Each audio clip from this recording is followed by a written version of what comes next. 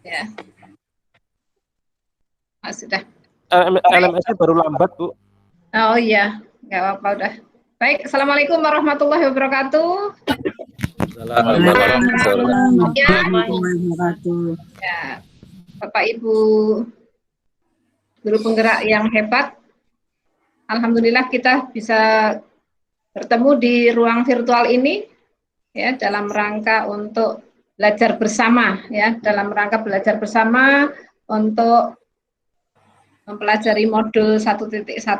Baik Bapak Ibu, sebelum kita mulai ada baiknya kita berdoa mudah-mudahan semuanya dilancarkan, dimudahkan, lancar sinyalnya, lancar semuanya tanpa kendala. Berdoa menurut agama dan keyakinan kita masing-masing, dimulai.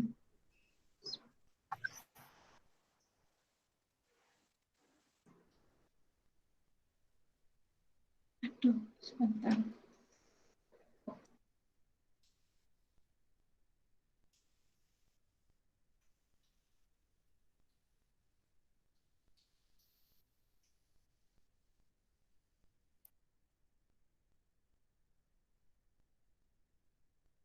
Mulai ya, izinkan saya share screen untuk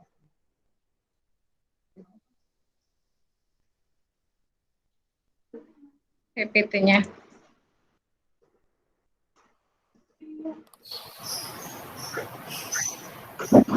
Oke, sudah terlihat Bapak Ibu ya?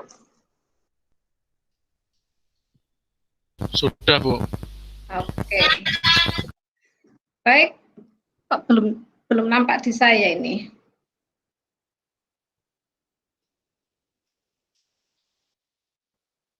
Kok di saya belum nampak ya?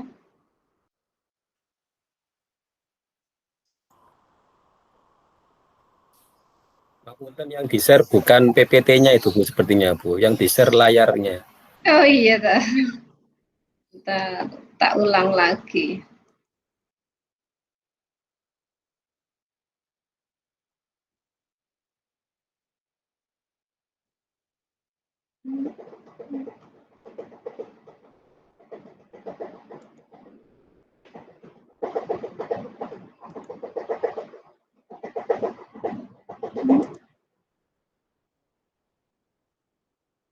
Oh.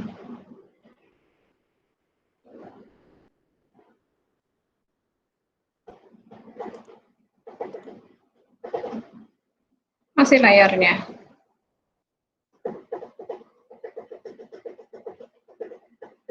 Belum juga.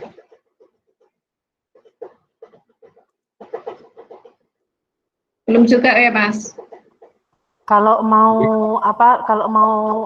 enak ngini share-nya itu lebih baik kalau PPT-nya dimasukkan ke dalam drive dulu, Ibu. Terus masuk present now-nya pilih yang attach. Biasanya sudah langsung kok. Bentar. Kalau pakai yang attach itu bisa cepet ya.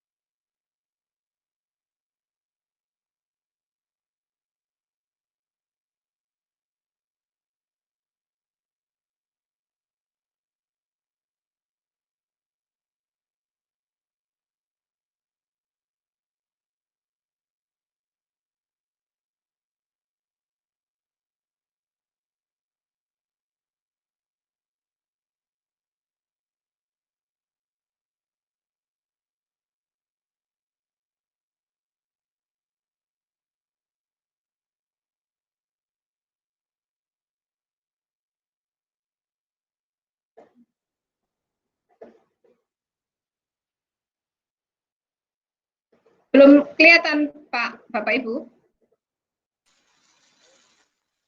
Masih belum Ibu. Jadi tadi tuh share-nya itu share layar. Share window, share screen, ini. Share layar. Oke, layarnya yang di-share. Oh iya. Ini masih layarnya, Bu.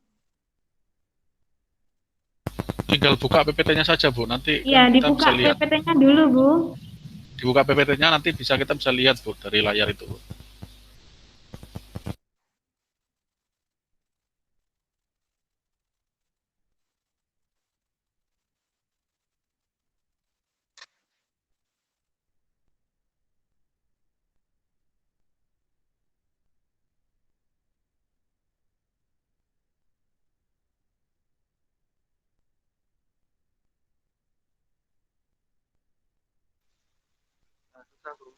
Sudah kelihatan, Bu? Alhamdulillah sudah, Ibu. Nggih, sampun.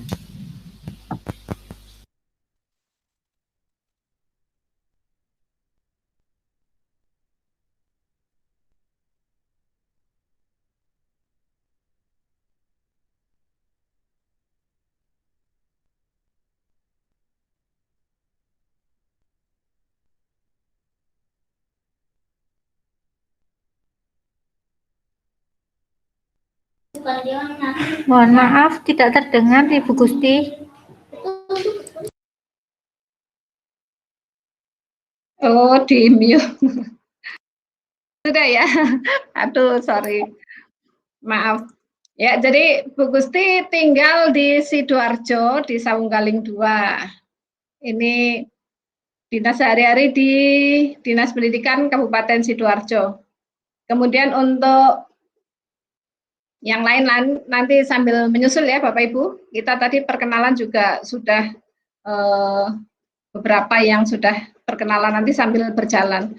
Baik Bapak Ibu, sebelum kita belajar bersama, di sini ada beberapa komitmen ya. Jadi nanti ketika semua peserta membuka video ya, kemudian nanti ketika mau memberikan pertanyaan atau mengajukan pertanyaan, bisa raise hand, kemudian kita karena saling belajar, maka nanti aktif bertanya ya, jadi bisa juga berbagi cerita atau berbagi pengalaman. Kemudian ketika nanti akan bertanya juga bisa melalui chatbox ya, kemudian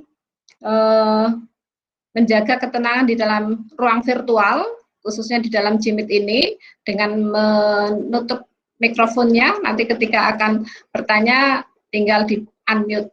Kemudian konsisten terhadap waktu, mungkin tadi karena memang LMS-nya susah ya, kita mungkin menggunakan bersama-sama ya, jadinya agak sedikit lemot ya, tapi tidak apa-apa, nanti untuk ke depan mudah-mudahan bisa berjalan lancar. Baik Bapak Ibu, yang berikutnya nanti kita akan membahas untuk yang modul 11 ini berkaitan dengan refleksi filosofi pendidikan Ki Hajar Dewantoro atau KHD. Nanti di sini kita akan belajar bersama bagaimana Bapak Ibu nanti untuk bisa memberikan perspektif reflektif kritis terhadap pemikiran filosofi KHD. Kemarin Bu Gusti sudah melihat di LMS untuk tugas yang pertama mulai dari diri sendiri itu tentunya Bapak Ibu sudah membaca dan bisa menjawab, berarti kan Bapak Ibu sudah banyak belajar ya, nanti apa sih yang sebetulnya dari filosofi KHD ini. Kemudian nanti tujuan dari luaran pembelajaran ini, Bapak Ibu akan memahami apa sih refleksi kritis dari pendidikan Ki Hajar Dewantoro melalui diskusi virtual. Kemudian bisa merefleksikan ini dalam konteks kelas maupun di sekolah Bapak Ibu nantinya. Bu, maaf Bapak, Ibu, Bu. Ya. Bagus ini bisakah di slideshow karena terlalu kecil Ibu?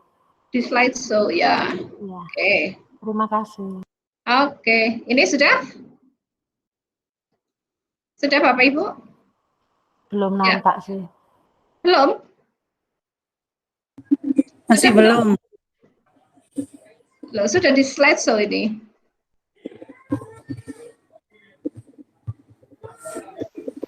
Belum nampak? Belum. Belum. Masih belum slideshow, Ibu. Masih kurang slideshow. Lah ini sudah di slideshow? Belum juga? Halo? Mungkin bisa ditekan F5, Bu. Oh, tekan F5. Mungkin Mas masih Iya, loading. masih loading mungkin. Enggak. Di sini sudah slideshow ini. F5.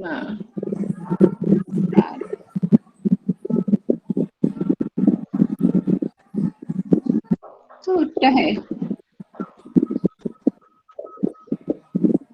Nggih, mungkin masih loading. Sudah loh. Sebetulnya sudah ini. Mboten apa Bu lanjut mawon Bu. Iya. Monggo dilanjutkan mawon Bu. Kasihan ya. Nggih, Bu. Gak apa-apa nanti jangan. Iya. Nah ini sebetulnya nanti kita akan langsung aja untuk melanjutkan tentang refleksinya. Bagaimana sih pendapat Bapak Ibu tentang filosofi pendidikan dari Ki Hajar Dewantoro dengan nanti kita menggunakan Padlet. Nanti link Padletnya akan Bu Gusti bagikan di chat ya. Nanti Bapak Ibu bisa menjawab. Nanti untuk yang Bapak Ibu yang nomor ganjil nanti bisa mengerjakan nomor 1 sama nomor 3. Sedangkan yang genap mengerjakan nomor 2 dan 4. Ini. Linknya saya bagikan di chat room.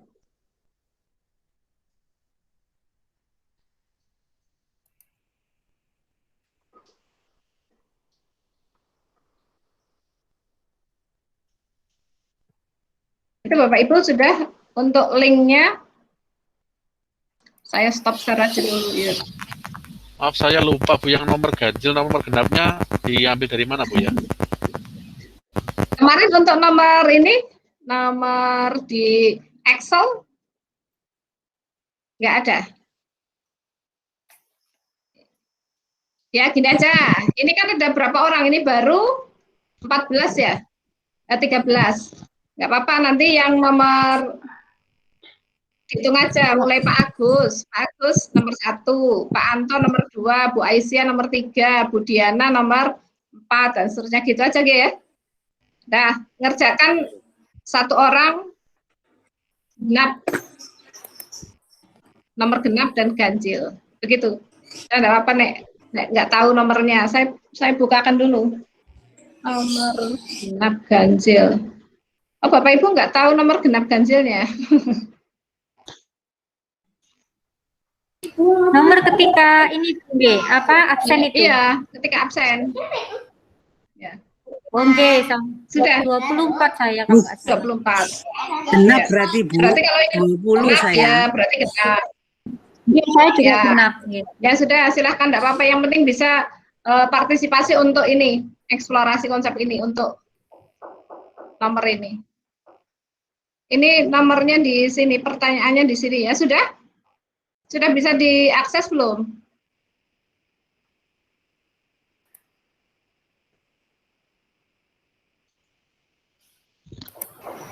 Bapak Ibu tinggal klik linknya itu ya.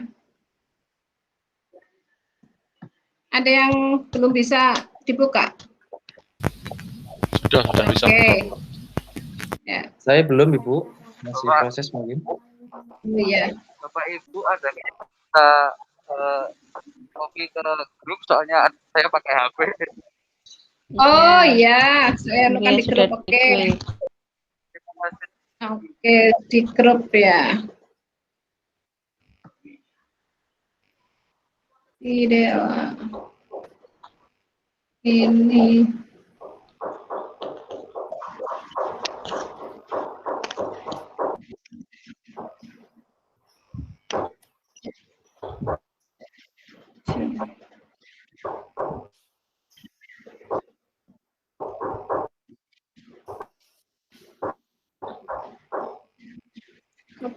Address.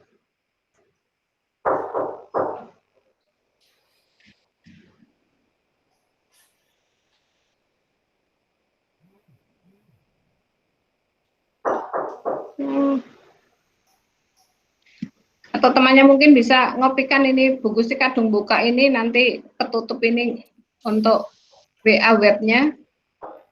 Bisa salah satu Pak Anton atau Pak Bima? Ibu saya kirim Bu. Oke, terima kasih. Sudah saya kirim di grup. Oh ya, oke, terima kasih. Dah itu ya.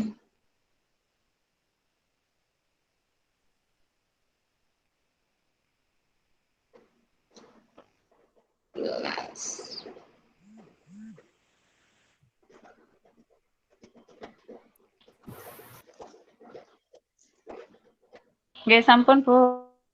Sudah ada yang memberikan. Ya. Sudah? Oh ya. Waktunya nggak usah banyak-banyak. 4 menit cukup ya. Pak Hima live kenapa ini? Kepental atau?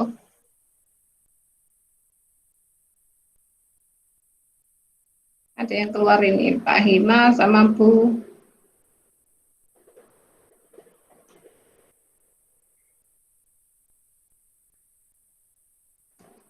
Kalau sudah raise hand ya, nanti saya ini kan.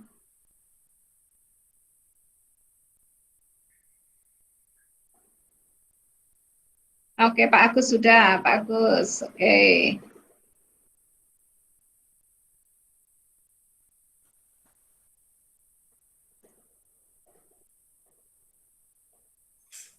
Siapa lagi yang sudah ini?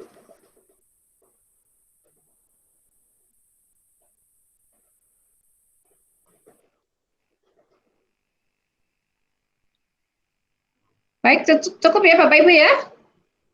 Bu Gusti stop share.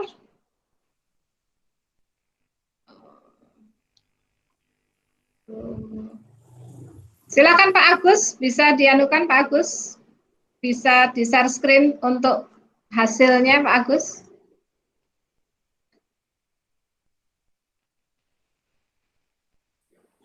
Saya belum selesai, Bu. Oh, belum selesai. Masih mengetik tadi. Oh, tadi Iya. saya pikir raise hand sudah. Oke, enggak apa sambil ditunggu.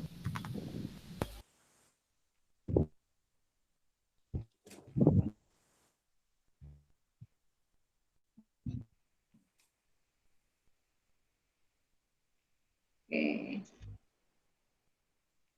Saya share.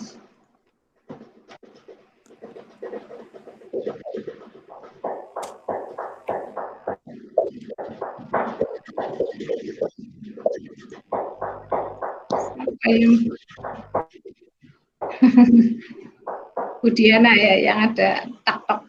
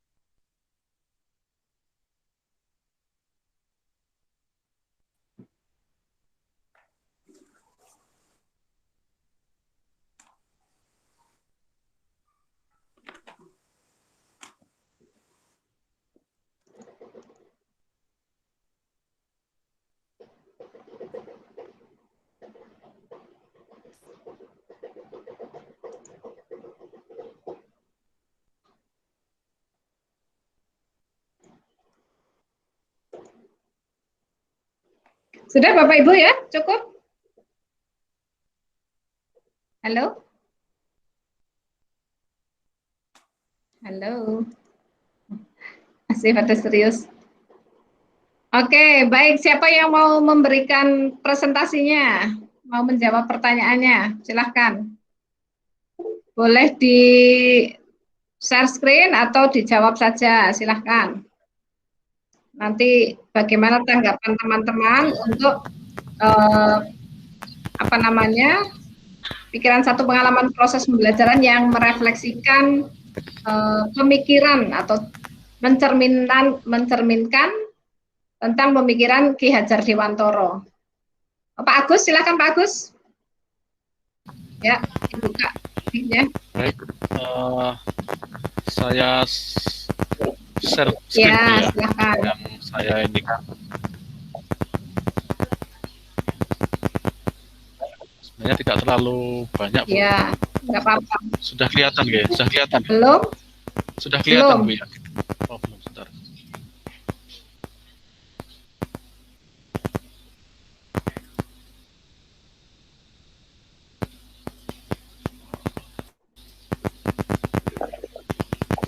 Sudah kelihatan, Bu, ya?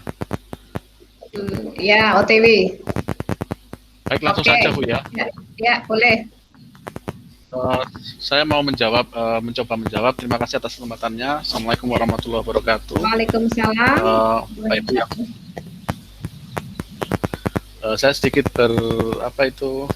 berbagi pengalaman. Yang pertama tentang pemikiran satu proses pembelajaran yang merefleksikan pemikiran Ki Hajar Dewantara. Kita tahu slogan yang terkenal dari Ki Hajar Dewantara, salah satunya adalah ing arso sun tulodo, ing madya manungkarsa dan tuturi handayani. Selain itu masih banyak pikiran-pikiran beliau yang lain, bagaimana kita harus mengajar itu berdasarkan kodrat alam dan kodrat zaman.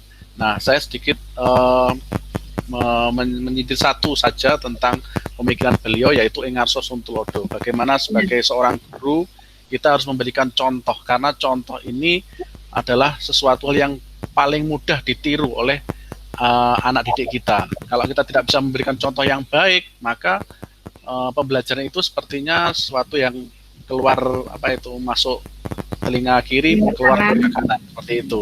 Jadi contoh ini adalah yang paling utama menurut saya. Sebagai seorang guru harus memberikan contoh yang baik kepada peserta didik. Ada peribahasa lain mengatakan bahwa kalau ada guru kencing berdiri, maka siswanya kencing lari, seperti itu. Maka contoh ini adalah sangat penting sekali, dan ini adalah salah satu pemikiran dari Ki Hajar Dewantara. Terus yang kemudian yang ketiga, saya mau karena saya nomor ganjil, saya menjawab yang nomor 3. Mengapa pendidikan perlu mempertimbangkan kodrat alam dan kodrat zaman? Sekali lagi, kodrat alam bahwa kita tidak akan bisa mengajari anak didik kita yang bukan potensinya. Artinya begini, saya asumsikan bahwa kita tidak mungkin mengajari burung untuk berenang atau kita mengajari ikan untuk terbang. Jadi setiap anak itu memiliki potensi masing-masing, gimana guru itu harus menggali potensi anak tersebut, mengembangkannya, dan kemudian menjadikan dia berhasil sesuai dengan potensinya. Itu yang sesuai dengan kodrat alam. Sedangkan kodrat zaman, seperti saat ini kita dalam kondisi pandemi, tentu saja kita mengajarnya berbeda ketika kita tidak dalam masa pandemi. Paling mudahnya, kita tidak bisa berbicara tentang pandemi. Kita misalkan di dahulu orang-orang dulu itu belajar kanuragan merupakan hal yang penting. Tetapi saat ini belajar kanuragan bukan merupakan hal utama. Kalau misalkan kita lihat pembelajaran yang dulu sekali, orang itu kalau belajar kanuragan penting sekali, karena yang diutamakan adalah kanuragan, ilmu kanuragan. Tetapi saat ini mungkin ada pembelajaran yang lebih penting daripada ilmu kanuragan, ya kita belajar tentang teknologi informasi dan sebagainya, seperti itu. Jadi kodrat alam dan kodrat zaman itu penting sekali diperhatikan dalam pembelajaran. Seperti itu, Bu. Terima kasih. Oke, terima kasih Pak Agus, luar biasa sekali ya. Jadi memang betul sekali ada ing arso sun tulodo, ing madya manungkarsa tuturi handayani ya. Pak Agus tadi mengambil hanya satu, bahwasanya guru menjadi teladan. Kemudian satu lagi adalah pembelajaran menganut ke atau didiklah anak-anakmu sesuai zaman dan kodratnya ya. Kalau memang sekarang apalagi untuk di musim pandemi ini ya, jadi kita rencananya 5 tahun ke depan, 10 tahun ke depan untuk berbasis IT, ternyata kita dipaksakan oleh corona ya. Dengan adanya virus kita banyak belajar, maka mau tidak mau harus belajar secara daring seperti kita ini. Baik, satu lagi Bapak Ibu silahkan, siapa yang, Bu Diana, ya Bu Diana yang sudah raise hand, silahkan Bu Diana. Halo Bu Diana. Bu Diana yang sudah raise hand silahkan. Bu Diana? Ya, Baik Bu, terima kasih. Ya. Tes, suara saya sudah masuk? Bagus, sudah.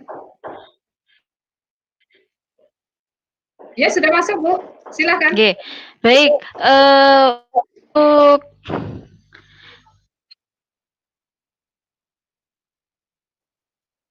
Halo? Pikiran pengalaman atau proses pembelajaran yang merefleksikan, mencerminkan pemikiran Ki Hajar Dewantara, saya hampir sama untuk sekalian menjawab dengan putus ya. Yakni pemikiran pendidikan yang berhamba pada anak. Maksud dari pemikiran berhamba pada anak yakni menjadikan peserta didik itu adalah subjek pendidikan, bukan objek pendidikan. Dengan membuat pembelajaran yang aktif, menjadikan siswa aktif berpartisipasi ikut serta dalam pembelajaran. Dan untuk menjawab soal nomor 4, bagaimana peran sebagai ini membuat sistem pembelajaran yang menuntut keaktifan anak. Misalkan problem based learning, kita memberikan permasalahan kepada anak dan anak yang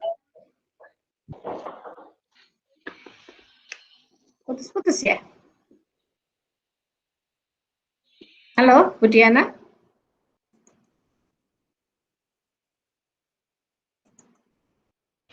Halo? Saya chat saja kalau begitu, Ibu. Oh iya, oke. Tapi ya Bu Gusti sudah paham ya. Jadi tadi tidak jauh berbeda dengan Pak Agus tadi. Di sini menambahkan pendidikan harus menghamba pada peserta didik atau pada anak ya. Jadi memang anak itu bukan sebagai objek, tapi sebagai subjek. Jadi bagaimana kita mengoptimalkan kepada anak atau peserta didik dengan agar supaya mereka itu bisa ikut berpartisipasi aktif ya. Terutama di sini keterkaitannya dengan bermacam-macam model pembelajaran, termasuk tadi yang disampaikan oleh Bu Diana adalah adanya problem based learning. Ada lagi yang mau disampaikan? Pak Anton mungkin, atau Bu Dewi? Ada yang berbeda atau sama semua? Ya Pak Anton ya, silakan Pak Anton. Bu. Sambil kenalan dari mana Pak Anton? Saya dari SMP 26 Bu, bersamaan dengan kakak saya itu Bu Aisy. Mana? Siapa? Bu Aisy Jahartati, Bu Aisy Jahartati. Itu kakaknya? Ya. Kakak dalam sekolah Bu. Oke. Saya mohon izin ketika saya menuliskan artikel itu mesti saya sambungkan ke pengalaman ya Bu. Jadi harus. Jadi kalau misalnya saya menjawab soal nomor 3 itu pendidik harus menuntun gitu. Ya kalau menurut saya memang harus menuntun karena setiap anak itu mempunyai kodratnya sendiri dan kita tidak bisa merubah kodrat itu. Yang bisa kita lakukan adalah menuntun tumbuh berkembangnya kodrat. Jadi kalau misalnya kodrat ini mau kemana kita hanya bisa menuntun saja, tidak bisa merubah. Oleh karena itu anak itu seharusnya diberi kebebasan Bu, kebebasan untuk memilih sesuai dengan minatnya. Jadi menurut pengalaman saya pernah melihat anak-anak itu bosan. Jadi di pembelajaran bosan, kemudian saya coba balik, anak-anak enaknya besok kita belajar apa ya gitu ya. Kemudian anak-anak langsung hilang bosannya. Jadi mereka game Pak, kuis Pak, gitu. Kemudian tebak-tebakan Pak. Jadi pinginnya anak-anak memang bermain. Oke, nanti kita siapkan permainannya, nanti kita informasikan lewat WhatsApp, besok kita main-main. Nah itu baru seneng Bu. Otomatis main-mainnya kita kan juga bisa main-main dengan materi pembelajaran yang terakhir kemarin itu. Misalnya kita kemarin belajar descriptive text ya, kita main-mainnya pakai descriptive text. Kita bungkus dengan materi-materi lain atau media-media lain dengan harapan bisa mengembangkan 6C itu ya, creativity, communication, collaboration, critical thinking, computational thinking, sama compassion gitu ya. Ya kalau yang dulu itu 4C sama Mas Menteri sudah tambah 2C, computational thinking sama compassion. Gitu. Jadi sebenarnya guru itu akan kalau dalang itu nggak kurangan lakon gitu ya. Jadi ya kita bersenang-senang saja kalau saya di kelas tuh senang-senang saja gitu. Jadi nanti kita akan dirindukan sama anak-anak, Bu. Nggih, matur nuwun. Oke, terima kasih sekali ya. Jadi betul sekali Pak. Jadi bahwasannya ketika anak bosen ya, apalagi di awal-awal pandemi itu kan kita hanya istilahnya siswa itu dibebani oleh tugas-tugas ya. Nah itu menyebabkan kebosanan. Nah salah satunya adalah bagaimana kita menuntun tadi ya. Jadi dari pemikiran Ki Hajar Dewantara itu menuntun. Kita memberikan kebebasan kepada siswa, tapi jangan lupa kita tetap menuntun. Menuntunnya dalam rangka apa? Dalam rangka mengarahkan agar supaya tidak salah langkah. Jadi anak yang tadinya mau belajar bisa kita luruskan ya. Jadi tetap kewajiban kita sebagai pendidik itu menuntun. Jadi mengarahkan kemana arah yang benar. Jadi memang betul tadi disampaikan bahwasanya siswa itu bakat minatnya beda-beda ya. Jadi nanti kita akan kembangkan lagi. Baik Bapak Ibu, kita lanjutkan ya. Kita lanjut lagi. Untuk yang lainnya nanti bisa diinikan lagi. Kemudian yang berikutnya Bapak Ibu di sini berkaitan dengan tadi yang berkaitan dengan menghamba kepada anak sudah nanti kita tunjukkan lagi. Di sini untuk dasar-dasar pendidikan KHD ya, yang pertama ini tadi yang sudah disampaikan oleh Pak Anton, bahwasanya maksud dari pendidikan itu adalah menuntun. Nah ini segala kekuatan kodrat yang ada pada anak. Jadi anak yang ada bisanya itu senangnya bal-balan, tapi tidak suka matematika. Ada yang sukanya hanya olahraga, kemudian tapi tidak bagus di IPA dan seterusnya. Nah itu kewajiban kita untuk menuntun, jadi mengarahkan di mana dia bakatnya. Jadi sepertinya kita mengarah seperti yang pembelajaran di negara-negara yang sudah maju, akan tetapi kita tetap membuat rambu-rambu yang ada sesuai dengan di negara kita. Jadi maksud pendidikan tadi menuntun itu adalah mengarahkan agar supaya kodrat anak terselesaikan, tersampaikan dengan baik, sehingga mencapai keselamatan. Selamat dalam artian apa tadi? Bahagia. Tadi yang disampaikan oleh Pak Anton bahwasanya kalau anak sudah bosen berarti dia tidak bahagia. Nah, bagaimana membuat anak itu bahagia? Jadi kebahagiaan yang setinggi-tingginya bagi manusia maupun anggota masyarakat. Dalam arti apa di sini? Manusia. Ya, jadi memang kodrat manusia, anak-anak belajar, senangnya belajar bermain-main. Nah, tapi tadi disampaikannya bermain-main itu sesuai dengan konteks materi yang ada di dalam pelajaran kita. Ya, jadi walaupun bermain tapi tidak lepas dari apa yang ada di dalam istilahnya kompetensinya ya, itu untuk menuntun. Kemudian yang kedua, KHD juga mengibaratkan sebagai petani atau seorang petani. Petani bekerjanya di sawah ya. Di sini Bapak Ibu untuk hakikatnya guru itu seperti petaninya. Siswanya adalah sebagai apanya? Sebagai bibitnya ya. Jadi petani yang menanam jagung misalnya seperti itu disebutkan hanya dapat menuntun tumbuhnya jagung ya. Jadi bagaimana kita sebagai guru nanti bisa memperbaiki kondisi sawahnya, kondisi tanahnya, kemudian memelihara tanaman jagungnya bagaimana agar supaya tumbuh subur, maka diberi pupuk, diberi air, ada serangganya atau hamanya kita buangi, kemudian kita buang jamur-jamurnya. Nah, itu kita sebagai guru. Nah, kita ini Ki Hajar Dewantara itu sangat luar biasa ya, tahun berapa itu sudah memikirkan, mengibaratkan kita sebagai petaninya, kita menuntun agar supaya biji-biji itu tumbuh dengan baik, sekalipun itu benihnya tidak baik atau bibitnya kurang bagus, tapi manakala kita rajin menyiangi, kemudian rajin memberikan pupuk, memberi air, membersihkan hama dan gulma, maka insya Allah padinya atau jagungnya itu bisa tumbuh dengan baik. Itu dasar yang kedua ya. Jadi selain menuntun, juga kita diibaratkan sebagai petani. Kemudian ini Bapak Ibu, kita punya 2 gambar di sini. Ya, Bapak Ibu diibaratkan juga sebagai tukang kebun kehidupan. Di sini ya, Bapak Ibu kalau kita melihat gambar ini, ada 2 gambar, satunya yang di sebelah kiri dan sebelah kanan. Gambar sawi, tanaman sawi, ada di sepetak tanah, kemudian ada tanaman jagung. Ini ibaratnya pembatasnya itu, bata-batanya itu adalah ruang-ruang kelas kita. Ya, jadi Bapak Ibu, ini kalau kita melihat yang berikutnya, ini tukang kebunnya, ini kita itu ibaratnya sebagai cangkulnya ini ya. Bapak Ibu kalau melihat gambar yang pertama dan kedua, ya, gambarnya belum nampak. Oh, gambarnya belum nampak. Aduh, bentar.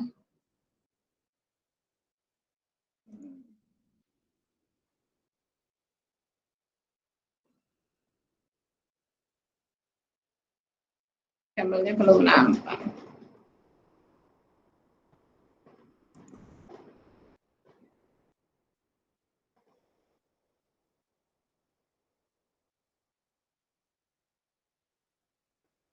Nih.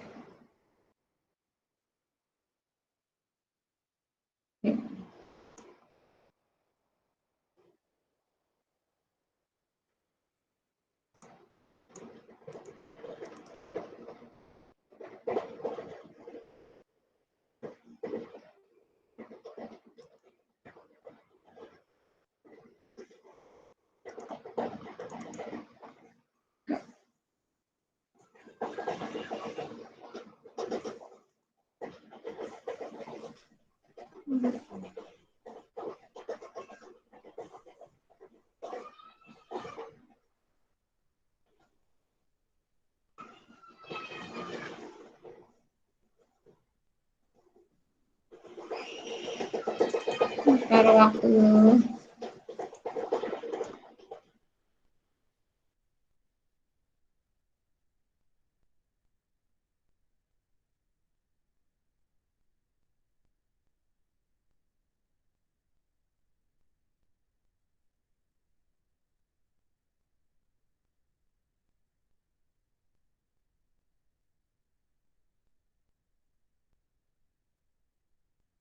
halo, sudah kelihatan? Halo? Sudah. Benih ya, Bu? Iya. Poin yang tadi, Bu. Gambar Ya, benih ini. tadi. Ya, ini. Nah, ini sudah. Ini sudah, ya, Ibu. ini gambar yang pertama, gambar tanaman jagung dan tanaman sawi. Ya, tentunya yang berbeda ini. Kemudian yang kedua pun berbeda. Jadi ini ibaratnya Bapak Ibu yang diumpamakan sebagai gambar yang di kedua ini. Ada tanaman yang belum diolah, lahan yang belum diolah, dan lahan yang setelah diolah di sini. Bapak Ibu, dari gambar di samping ya, ada lahan yang belum diolah. Tadi lahan yang masih banyak sekali rumput-rumputnya, itu ibaratnya anak baru masuk, kemudian nantinya akan diolah oleh Bapak Ibu sebagai guru, ya, dengan alat utamanya adalah cangkulnya. Jadi alat utama Bapak Ibu apa? Ini ya cangkulnya itu diibaratkan seperti itu ya. Jadi ini untuk mengibaratkan anak yang diolah oleh Bapak Ibu, kemudian diperlakukan dengan baik, maka akan menjadi sesuatu yang baik. Nah, ini berikutnya adalah setelah diolah, lahannya diolah tadi ya. Yang pertama lahannya diolah, kemudian diberi benih, ya. Benihnya mulai diisikan, ya. Jagungnya mulai ditanamkan, kemudian ditutup dengan tanah, kemudian Bapak Ibu sirami, Bapak Ibu beri pupuk dan seterusnya, diberi pembelajaran, diberi keteladanan tadi ya, diberikan apa namanya keteladanan, dorongan, motivasi ya, kemudian berbagai macam. Nah, itu nanti akan menjadi tumbuh subur. Nah, itu ibarat dari pembelajaran yang direfleksikan oleh Ki Hajar Dewantoro. Kemudian yang berikutnya, Bapak Ibu, untuk yang berikutnya adalah pendidikan budi pekerti. Ya, ini budi pekerti. Ya, watak karakter adalah bersatunya secara harmonis pikiran, perasaan, dan kehendak yang nantinya menimbulkan energi. Ya, di sini yang berikutnya adalah Bapak Ibu kalau melihat ini, Bapak Ibu kalau melihat gamelan, kita kan orang Surabaya, adakah yang orang luar Jawa? Ya di luar Jawa pun misalkan kalau di Bali kan juga ada yang namanya apa musik kelonengan itu ya, musik khas Bali. Nah di sini kalau kita melihat ini apa sih yang kenapa kok Ki Hajar Dewantoro menyebutkan ini seperti untuk budi pekerti itu dengan gamelan? Kira-kira kaitannya apa Bapak Ibu? Coba siapa yang mau memberikan pendapat? Kenapa kok Ki Hajar Dewantoro mengibaratkan dengan musik gamelan? Kira-kira apa? Berkaitan dengan budi pekerti tadi, budi pekerti watak bersatunya pikiran, karsa, rasa. Di gamelan itu ada wirogo, wiroso, dan wiromo. Wiroso, wirogo? Romo. Iya. Iya, oke. Apalagi ya? Jadi kira-kira apa? Misalkan kan itu ada, Bu Gusti terus terang nggak tahu nama-namanya itu apa, tapi kan ada yang besar, ada yang ini apa saron, apa itu ya namanya itu, kan masing-masing itu ukurannya berbeda. Nah, kira-kira kok bisa menjadikan bareng-bareng, terus menimbulkan rasa yang bagaimana? Menimbulkan bunyi yang bagus kan ya? Tapi coba kalau misalkan Pak Arif mukul gongnya sakarepe dhewe, ya itu kan ya bagaimana buyar nantinya ya. Jadi ada beberapa ini bagaimana kira-kira dengan Bapak Ibu diibaratkan seperti itu. Kita mempunyai beberapa macam musik ya, mulai alat-alat tadi. Kalau kita tidak apa namanya menahan hawa nafsu, aku mukul sakarepe begitu ya.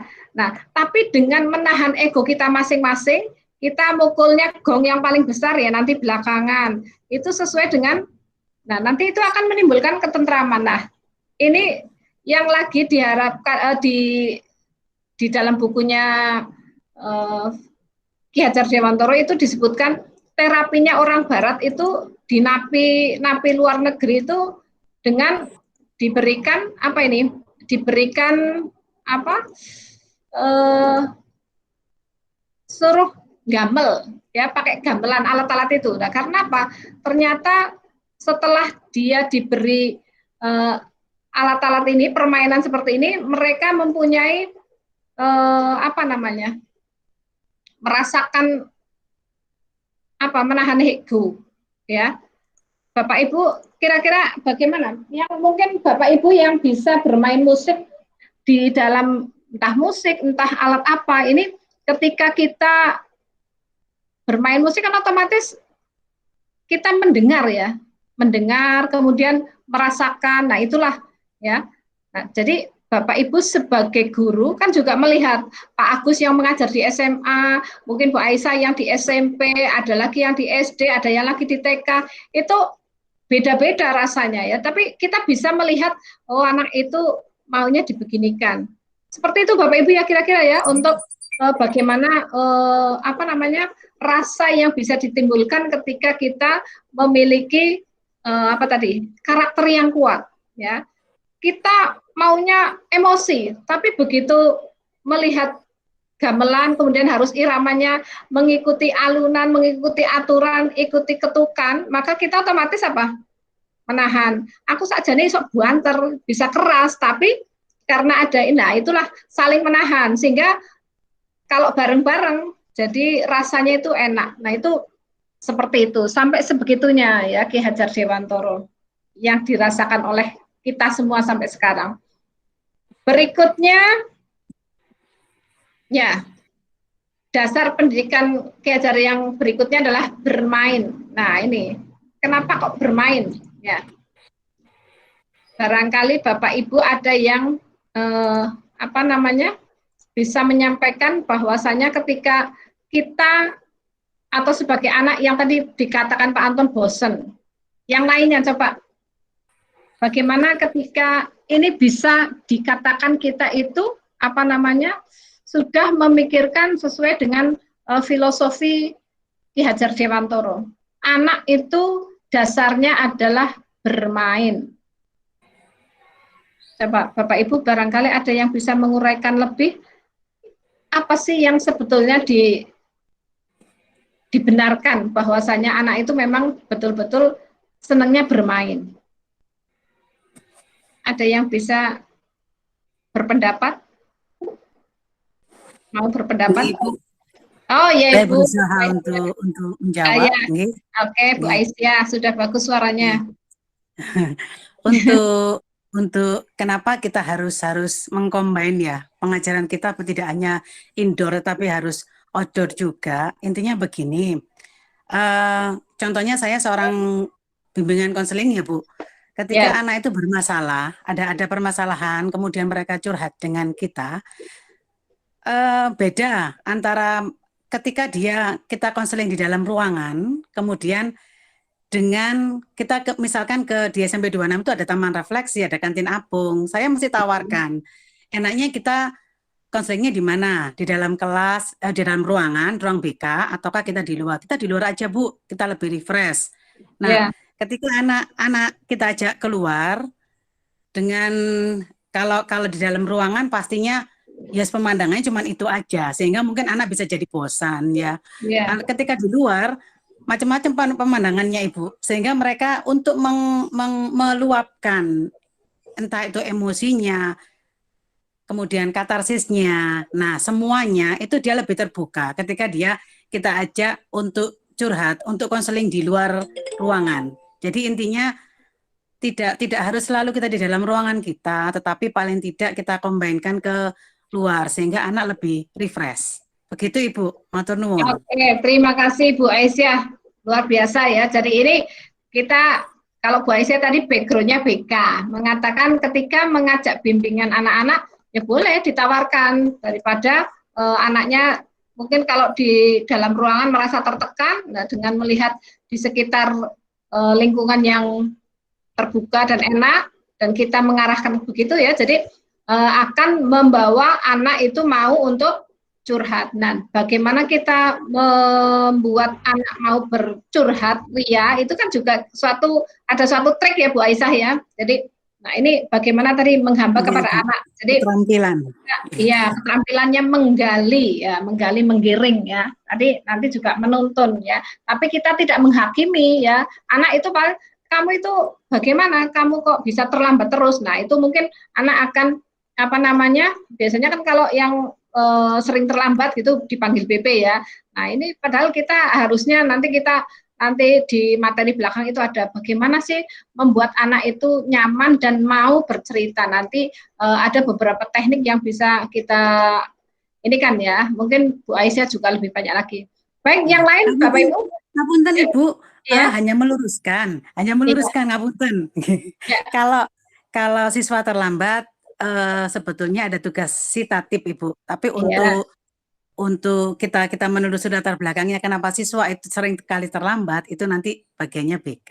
Begitu Ibu, ngapunten. Oke, ya enggak apa ya. Jadi mungkin banyak sekali SOP-nya dari satu sekolah dengan sekolah yang lain berbeda ya. Jadi ada yang mungkin langsung kalau terlambat itu ada guru piket atau mungkin ada guru BK-nya atau siapapun yang menangani atau wali kelasnya dan seterusnya. Oke, baik. Bu Diana mau raise hand lagi nih? Oh, Bu Sarofa dulu ya. Bu Diana tadi sudah. Bu. Bu Sarofa dulu ya. Nggih. Oh, ya, baik. Ini Bu Diana sudah ya. Oke. Terima kasih. Silakan Bu Sarofa. Ya. Apakah suara saya terdengar Ibu? Oh, terdengar, cantik sekali seperti orangnya. Bu Gusti juga cantik semuanya. Iya, sampai ganteng kok kayak Pak Anton nanti bahaya. Ya, Bu. Anton kalau pakai wig mungkin cantik, Bu. Iya. Iya. Terima kasih, Bu. Ngapunten bercanda. Terima kasih waktunya. Assalamualaikum warahmatullahi wabarakatuh. Waalaikumsalam.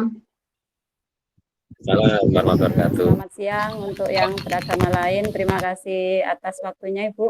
Kalau saya menerapkan belajar di pembelajaran siswa saya, terutama yang notabene saya guru di SD, sekolah dasar.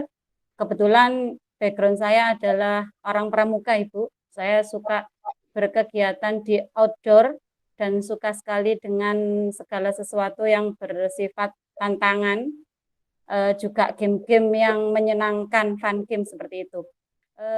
Kalau ke siswa-siswa saya sering ketika anak-anak itu bosen belajar di kelas dengan yang begitu-begitu saja, saya sering melakukan kegiatan seperti fun game seperti itu. Jadi banyak di teknik-teknik dasar kepramukaan saya terapkan kepada anak-anak sehingga sesuatu yang berbeda dari biasanya itu membuat anak-anak lebih fresh. Kemudian di persepsi juga seperti itu, biasanya untuk merangsang anak-anak supaya berada di fase alpha zone, mereka bisa berkonsentrasi belajar. Saya gunakan persepsi dulu seperti fun game, sekedar seperti ice breaking dan lain sebagainya. Karena dengan hal-hal yang demikian, anak-anak itu lebih tertarik untuk belajar, lebih enjoy, menikmati pembelajaran sehingga tidak tidak monoton dan spaneng seperti itu, sehingga mereka juga lebih fokus dan diharapkan hasilnya juga lebih maksimal, terutama menjadikan mereka itu pembelajaran yang well-being endingnya ya Ibu, sehingga iya, berbeda sekali ketika kita hanya ceramah monoton, sepaneng, apalagi ketika materi-materi yang benar-benar menguras konsentrasi anak, seperti matematika. Kalau kita terlalu sepaneng dengan dijejali dengan belajar, tapi ketika kita menggunakan hal-hal yang menarik, seperti mengajak mereka bermain yang memang bermain tentu menyenangkan ya Ibu, kalau bermain dasarnya sudah menyenangkan. Di awal-awal pandemi PJJ itu saya sering menggunakan seperti kartu soal atau puzzle untuk matematika. Jadi kadang-kadang sekali-sekali saya bukakan mereka di yang kita banyak kok bisa download di internet, game-game yang menyenangkan yang bisa kita terapkan ke anak-anak. Jadi intinya bagaimana seperti momok pelajaran matematika itu yang buat mereka menakutkan, akhirnya bisa dipelajari dengan menyenangkan. Karena ketika anak-anak belajar dengan menyenangkan, insya Allah hasilnya juga lebih maksimal. Demikian itu. Oke, terima kasih Bu Syarofah ya. Jadi tadi Bu Gusti menangkap satu kata yang disampaikan oleh Bu Syarofah adalah well-being ya. Tadi sama seperti yang disampaikan oleh pemikirannya KHD tadi adalah agar anak itu menjadi selamat dan bahagia. Well-being kan bahagia ya, iya, menyenangkan betul. Ya. Nah itulah kata kuncinya ya. Jadi dengan bermain-main dia akan menjadi bahagia. Tapi bermain-mainnya tadi dalam tanda kutip ya. Nah berkaitan dengan main-main tadi, kalau kita melihat permainan yang sekarang, permainan yang dulu ya. Kalau kita zaman dulu Bapak Ibu mungkin sudah tidak mengalami juga ya ini permainan yang seperti ini. Pernah mengalami ini? Pernah bermain ini Bapak Ibu? Congklak. Congklak ini. Ya.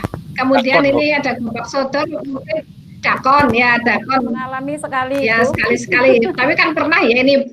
Kalau sekarang kan jarang sekali, kalau dulu Bu Gusti kecilnya sering main begini. Apalagi kalau zaman puasa ya, bulan puasa itu untuk mengisi waktu bermain congklak, dakon. Nah, di sini tidak hanya sekedar bermain congklak hanya mengetarkan biji-bijinya itu ya, tapi di balik itu ada ini nilainya. Ya. Kira-kira apa ini kalau kita bermain congklak itu kaitannya dengan apa? Ya kita bisa menghitung, nanti kalau sudah biasa itu kita menghitung apa? Ketika ini kan berkaitan dengan bijinya itu kan Himpunan ada 10 mungkin. ya nanti begitu. Nah kalau yang sudah ada itu ya, jadi artinya di dalam kita bermain tapi tetap ada nilai-nilai yang bisa dijadikan andalan ya. Kemudian tadi dengan gobak sodor kira-kira apa? Bapak Ibu mungkin enggak pernah bermain gobak sodor ya? Pernah, tapi tahu ya. Kira-kira apa nilai-nilai apa yang ada di dalam gobak sodor itu? Kira-kira Kerjasama. Nah, kolaborasi, apalagi apa? Sinergi. Sinergi, apalagi? Ya. Itu bisa mengajarkan matematika itu luas persegi panjang. Persegi panjang ya. Yang jelas kolaborasi tadi ya, ada kolaborasi, ketangkasan. Nah, itu olahraga ya, itu nanti itu semua akan menimbulkan apa? Keriangan ya. Nah, itu ternyata luar biasa sekali dari permainan-permainan yang ada. Itu dibalik dari pemikirannya KHD. Tapi kita tetap mengajarkan nilai-nilai yang ada. Nah, baik Bapak Ibu, kita lanjut lagi. Apakah ada yang mau ditanyakan sebelum kita lanjut? Kalau tidak ada, kita lanjut dulu ya. Mungkin masih awal-awal. Bapak Ibu ya sudah sering sekali ya. Di sini untuk yang berikutnya adalah pendidikan yang berpihak pada anak. Nah ini Bapak Ibu, pendidikan yang berpihak pada anak. Tadi dikatakan bebas dari segala ikatan dengan suci hati mendidik sang anak, bukan untuk meminta suatu hak, melainkan untuk berhamba pada sang anak. Kalau Bapak Ibu sudah membaca dan sudah mempelajari yang ada di dalam LMS, kenapa di sini KHD itu memberikan memberikan stimulus bahwasanya atau pemikirannya bahwasanya menghamba pada sang anak, kira-kira apa? Bapak Ibu sudah membaca lebih jauh? Ya, jadi ya Bu Aisyah, silahkan. Iya Ibu. Ya. Untuk yang menghamba pada anak begini, dalam sistem pengajaran kita, kalau di BK itu kan pelayanan ya Bu, bukan pembelajaran namun pelayanan. Kita sesuaikan dengan karakter anak. Ketika kita ada anak yang curhat, intinya meskipun kita di dalam kelas untuk memberikan motivasi berupa pelayanan konseling, itu kita sesuaikan dengan karakter anak. Jadi kita tidak bisa memaksakan anak, kita ikuti dulu alurnya, maunya dia apa. Sehingga begini Ibu, dari yang izin share untuk dari hasil konseling di sekolah, ketika anak tidak mengerjakan pada saat ini tim ya Bu, tidak bisa masuk tim. Kemudian ketika kita melihat bahwa anak ini sebetulnya sudah melihat di Google timnya, di timnya, cuman dia tidak mengerjakan, hanya dilihat saja. Nah, kita tidak bisa memaksakan anak untuk cepat-cepat mengerjakan. Kita lihat dulu latar belakangnya apa. Kita ikuti maunya apa. Kita panggil dulu anaknya, kita ajak berkomunikasi dengan baik. Tentunya dia akan menyampaikan ini keluhannya, sehingga kita bisa tahu, oh ternyata anak ini tidak mengerjakan tim karena mungkin dia sinyalnya kurang bagus, yang kedua mungkin HP-nya tidak support dan lain sebagainya. Jadi tidak bisa kita memaksakan anak untuk harus hari ini selesai. Kita ikuti dulu alurnya, baru kita masuk ke dalamnya, sehingga anak ini benar-benar dia akan terbuka ke kita. Begitu. Oke, terima kasih luar biasa sekali Bu Aisyah. Ya, ini salah satu titik yang sudah mulai kita ingin. Ini yang kita inginkan bersama dari sekolah penggerak atau guru penggerak dan nantinya semuanya bergerak ya. Jadi Bapak Ibu bisa mengimbaskan yang sudah baik ini. Jadi Bu Aisyah dengan melihat latar belakang anak, jangan langsung dijudge, oh iki anak pancet ae. Nah itu jangan seperti itu ya. Jadi kenapa kamu kok pasti tidak mengerjakan PR atau belum selesai? Kenapa kamu ini anak malas? Oh, apalagi seperti itu. Kita tidak boleh ya. Jadi kita memang harus menelusur kenapa sih penyebabnya. Nah ini sudah calon-calon, ini memang bukan calon lagi ya, guru penggerak yang sangat luar biasa. Mudah-mudahan dengan Pak Agus di SMA-nya, Bu Sarofa, Pak Anton, Bu Aisyah, Bu Hidayatul, Bu Aulia, Bu Jamilah dan sebagainya, semuanya nanti akan bisa menggerakkan bagaimana sih kita mengoptimalkan hal yang seperti ini. Jadi tidak lagi ada anak yang istilahnya sakit hati, karena Bu Gusti sendiri punya perasaan yang tidak enak, punya pengalaman yang tidak enak dengan seperti istilahnya bully ya, bully yang tidak sadar oleh gurunya. Ini Bu Jamilah, raise hand, silakan Bu Jamilah menyampaikan ini. Iya, Pak. Alhamdulillah. Terima kasih Bu Gusti. Oke, silakan. Oke, Bu Gusti, mohon izin saya di jalan ini, jadi iya, agak gerak-gerak nanti. Iya, nggak apa-apa. Nggak apa-apa. Oke, jadi gini Bu Gusti, alhamdulillah ini untuk menghamba pada anak. Ya, ini ada sedikit saja yang mungkin bisa saya sampaikan. Pendidikan itu sebenarnya memang harus berpihak pada murid, Bu Gusti, ya. Lebih mementingkan lebih mementingkan sang anak daripada karirnya sendiri ya. Kadang-kadang kan kita ada tugas ini macam-macam untuk mengembangkan karir kita, sehingga di kelas itu hilang gurunya mana ini. Oh, ada tugas ini, nah ini yang berbahaya. Oke, jadi nomor satu kan murid gitu. Kemudian pendidik juga diniatkan ikhlas suci hatinya, terlepas dari segala ikatan berniat kepada anak itu tadi. Ada satu pepatah yang menyampaikan, wahai pendidik, gantungkanlah masalah pribadimu di ganggang pintu rumahmu. Ketika kau akan menemui muridmu, jadi taruh dulu, jangan bawa masalah di rumah ditaruh di sekolah. Nah, itu penting sekali. Nah, di sini alhamdulillah untuk pembelajaran yang sudah dilakukan ini memang kita tidak boleh membatasi dengan dinding-dinding yang ada di sekolah.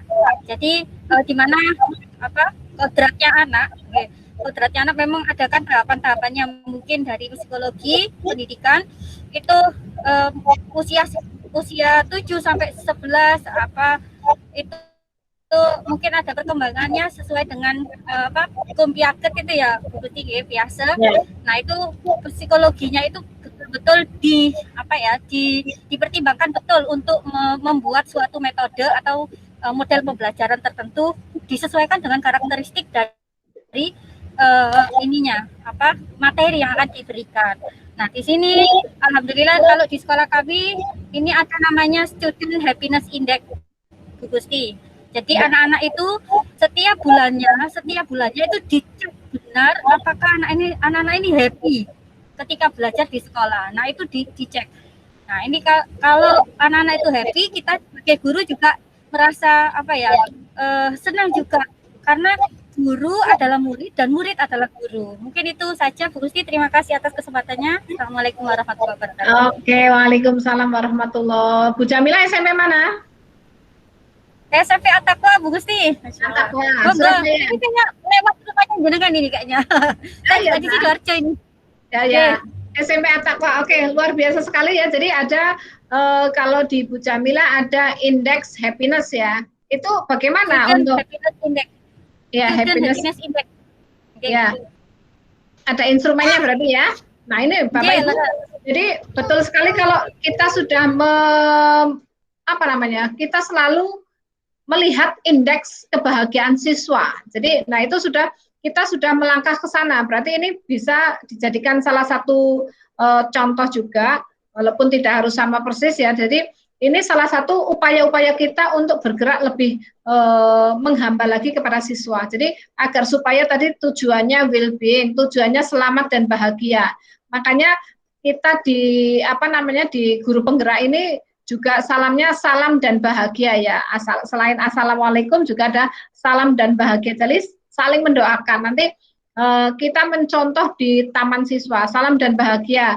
Nanti gurunya datang salam dan bahagia, siswanya menjawab salam. Nah, itu berarti sebaliknya saling mendoakan. Itu kan kalau kita saling mendoakan tidak hanya sesama muslim, non-muslim ya. Kita juga sama. Mereka semua sama. Jadi saling mendoakan otomatis nanti akan mendapatkan ketentraman. Jadi insya Allah tidak akan ada hal-hal yang aneh. Baik Bapak Ibu, jadi untuk yang ini yang terakhir tadi ketika menghamba kepada siswa itu kan kalau Bapak Ibu mungkin juga sudah membaca di LMS juga ada bahwasanya Ki Hajar Dewantoro itu sangat menyesal dengan kejadian yang menimpa pada beliau kepada anaknya yang mempunyai kebutuhan khusus ya. Kalau di sekarang namanya ABK, anak berkebutuhan khusus, ketika beliau sedang berada di luar negeri, musim salju, dia repot kerja, anaknya nangis, rewel dan sebagainya, akhirnya dikeluarkan keluar rumah, padahal itu sedang salju, kok terus mendengar anaknya nangis, langsung tersadar. Nah itu, akhirnya saya tidak akan membiarkan kamu menyesal, akhirnya akan menghamba, istilahnya akan membuat kamu menjadi mulia. Nah itu akan dimuliakan selamanya. Nah itu sangat luar biasa sekali ya. Jadi Bu Gusti membaca aja sampai nangis ya, karena betapa Ki Hajar Dewantoro itu sangat luar biasa. Sudah pantas menjadi bapak pendidikan kita ya.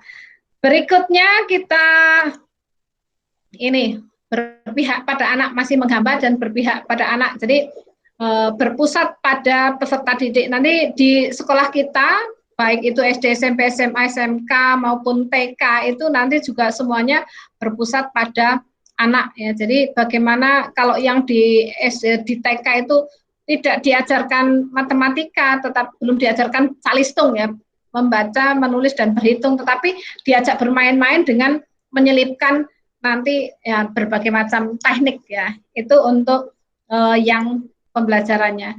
Kemudian yang berikutnya di sini pesan kunci dari relevansinya Ki Hajar Dewantoro, yang lainnya adalah berkaitan dengan ini, dengan pesan kuncinya tadi di sini, menuntun selamat bahagia. Nah, di sini dikaitkan dengan relevansi pembelajaran saat ini. Kalau kita tadi disebutkan bukan lagi 4C, sudah 5C, 6C, di sini ada menuntun dalam arti ketika kita berkolaborasi, kemudian selalu ada kritis reflektif. Apa sih gunanya Bapak Ibu guru kalau kita tidak tabu ya kalau mendapatkan kritikan dari dari siswa tentang kita, Bu, terlalu cepat, Bu, terlalu begini. Nah, kita tidak boleh anti ya, kita menerima. Oh ya, berarti nanti Bu Gusti harus lebih begini-begini. Nah, itu untuk relevansinya. Kemudian selamat dan bahagia di sini tadi di abad 21 ini kita well-being ya, membuat anak senyaman-nyamannya walaupun ketika pandemi ya. Jadi bagaimana tadi triknya ketika mungkin versinya Pak Anton tadi dengan membuat game-game ya. Kemarin Bu Gusti juga ikut seminar mengenai pembelajaran pembelajaran anak hutan ya. Ternyata di sana anak hutan itu maksudnya anak TKI yang ada di Malaysia, tapi mendapatkan pembelajaran yang sangat luar biasa ya, dididik oleh guru-guru Indonesia yang sangat luar biasa. Nah, ternyata tidak kalah dengan di kita. Nah, itu tadi intinya adalah kita berkolaborasi, kemudian diberikan berbagai macam variasi begitu ya. Itu untuk relevansinya dengan pendidikan Ki Hajar Dewantoro yang ada di kita sekarang. Kemudian yang berikutnya, pesan kuncinya tadi adalah berkolaborasi, Bapak Ibu. Kolaborasi, kalau kita sukses sendiri itu biasa ya, tapi kalau sukses bersama-sama itu yang sangat luar biasa. Mungkin Pak Agus di SMA-nya, Bu Syarofah, Bu Hidayatul, Bu Aisyah, Bu Jamilah, nah itu masing-masing mempunyai ciri khas atau keistimewaan sendiri-sendiri. Jadi tidak ada lagi nanti sekolah unggulan begitu ya. Nanti akan masing-masing mempunyai ikon sendiri-sendiri. Jadi dengan adanya ini kolaborasi, menginisiasi menciptakan kedalaman atau rasa takjub untuk berkaitan dengan spiritual maupun non spiritual ya. Tadi ada yang SD At-Taqwa, SMP At-Taqwa dan sebagainya. Nah, itu masing-masing tentunya punya program tersendiri ya. Jadi bagaimana sih agar supaya kita tidak hanya pinter akademiknya, tapi di non akademiknya juga unggul. Nah, sekarang sudah mulai menjamur ya Bapak Ibu ya, terutama di Surabaya ini juga banyak sekali sekolah-sekolah yang berbasis agama ya, entah itu agama Islam, Nasrani dan sebagainya. Nah, itu yang menggembirakan ya. Nah, nanti ini Bapak Ibu sebagai kolaborator, sebagai penggeraknya di sekolahnya masing-masing, nanti insya Allah bisa menggerakkan minimal di sekitarnya. Sangat luar biasa. Kemudian yang berikutnya nanti siswa dan guru merdeka belajar yang berkolaborasi bersama menggali dan mengembangkan potensi siswa. Nah ini Bapak Ibu, ini belum di-share ya. Ini ketika kita yang terakhir ini Bapak Ibu, siswa dan guru merdeka belajar. Ya. Kira-kira apa sih merdeka belajar? Ya. Merdeka belajar untuk bersama menggali dan mengembangkan potensi siswa dan mengakomodasi karakteristik masing-masing. Nah, ini tadi sudah disampaikan untuk menggali masing-masing. Sebetulnya tadi kan ada anak yang satu kelas, kalau di SMA-nya Pak Agus berapa satu kelas Pak Agus? 36 Bu rata-rata. 35-36. Kalau di Bu Jamila di SMP? Oh enggak dengar. Bu Aisyah? Di SMP 38 Ibu. 38. Berarti kelas besar ya. Kalau di SMP At-Taqwa itu 25, Bu.